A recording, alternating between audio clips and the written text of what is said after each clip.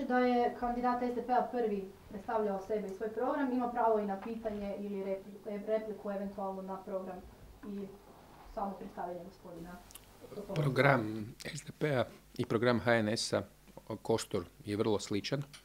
Isto tako, kažem, sukladno našoj odluci izvršnog odbora, mi ćemo ponuditi suradnju na izborima, dakle, svim našim dosadašnjim partnerima s kojima sada i zapravo upravljamo županijom, a poseban naglasak ćemo dati, dakle, na suradnju sa HNS-om, Hrvatskom narodnom strankom, koja nam je i po programu vrlo slična.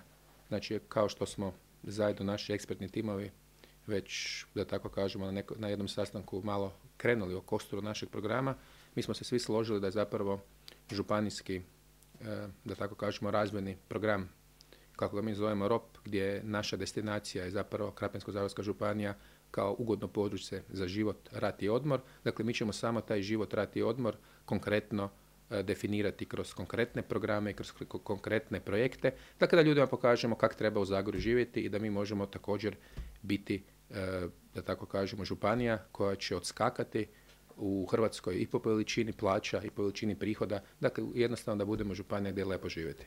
Evo, ja ću postaviti onda jedno pitanje i za kandidata iz HNS-a i za kandidata iz SDP-a. Mi smo u svojim emisijama često obrađivali temu turizma, te kako je turizam zapravo dosta slabo razvijen u Krapinsko-zagorskoj županiji, iako ona ima dosta toga za ponuditi. Pa evo, kako biste to komentirali? HNS može prvi, evo, budući da je gospodin. Pa ovak, mislim da je vezano za razvoj turizma puno napravljeno dosta sad u ovom mandatu koalicijske vlasti tijekom ovih 4 godine, ali mislim da bi puno više trebalo raditi na konkretnim stvarima.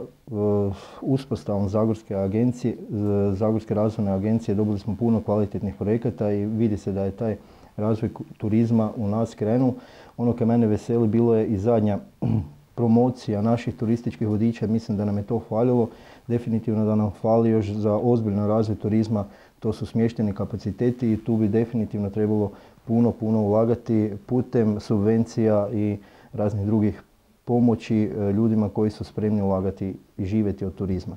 Sigurno da Krapinsko-zagorska županija, jedan od osnovnih grana razvoja gospodarstva, treba biti taj turizam. Evo, možete vi se sad osvrnuti na ovo. Složio bi se sa gospodinom Topolovcem. Dakle, mi smo krenuli u zadnjim mandatima koalicijske vlasti u Krapinsko-zagorskoj županiji stvarno sa kvalitetnim programima i projektima na jačanju turističkog potencijala Krapinsko-zagorske županije. Ja se nadam da će u budućem razdoblju zaživjeti neke najavljene investicije, kao što je, ne znam, gradnja možda kampa Hrvatske nogometne reprezentacije u Tuklju. Evo, ja ću vas pitati sad samo nešto, kada smo već kod turizma, da li podržavate privatno vlasništvo, recimo, dvoraca i sličnih objekata?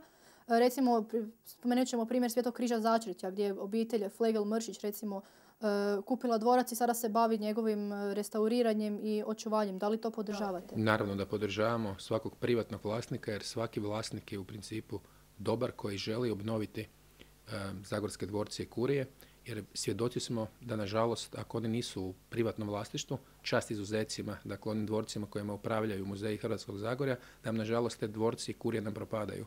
Dakle, mi također razmišljamo u SDP-u da sada ćemo otkriti malu tajnu, da u svoj, da tako kažemo, izborni program stavimo određene mjere poticaja i subvencije zapravo za privatne vlasnike dvorca koji tamo žive, pa da ih pokušamo pretvoriti ili u neke kongresne centre ili zapravo direktnom pomoći tim vrijednim ljudima koji su uložili dosta privatnog kapitala, zapravo da ta njihova priča, a samim time i naša priča, zaživi.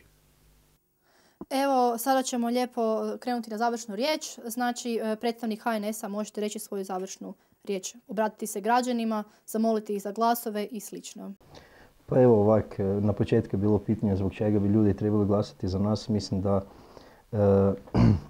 ja moram konstatirati da budem ja glasao za svoj kolega, a kolega bude sigurno glasao za mene, ako mi se dovedemo kao stranke u tu poziciju, no međutim ja se nadam da bude došlo do dogovora, stranačkog dogovora između HNS-a i SDP-a, jer dvije stranke koje imaju izuzetno kvalitetne programe i izuzetno kvalitetne ljude, mislim da jednostavno mogu donijeti razvoj i dobrobit ovoj županiji. Ono kad je rekao Siniša, znači da ovo ne bude županija u kojoj se živi, nego županija u kojoj se bude dobro živjelo. Hvala vam.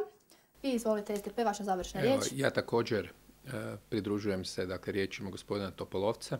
Ja se isto iskreno nadam da će naši ekspertni timovi dakle, naći zajedničko rješenje i da ćemo biti partneri na izborima, a zašto bi onda građani Krapinsko-zagorske županije, stanovnici, naši Zagorci i Zagorke glasali za nas, zapravo glasali zbog toga jer mi nudimo, da tako kažemo, zajedništvo, nudimo da zapravo skupa radimo projekte, da niko nije isključen i dakle da najveću, da tako kažemo, pažnju posvetimo dakle, našem gospodarstvu, obrazovanju, okolišu, dakle ono što našu županiju može činiti boljim od drugih. Hvala vam. Dragi gledatelji, pratite nas ponovno za tjedan dana kada će nam u goste doći 2 nove stranke. Sve stranke ili predstavnici koji žele sudjelovati u ovoj emisiji mogu se i dalje javljati na broj telefona naše redakcije. Srdačan pozdrav i ugodan vam nastavak dana.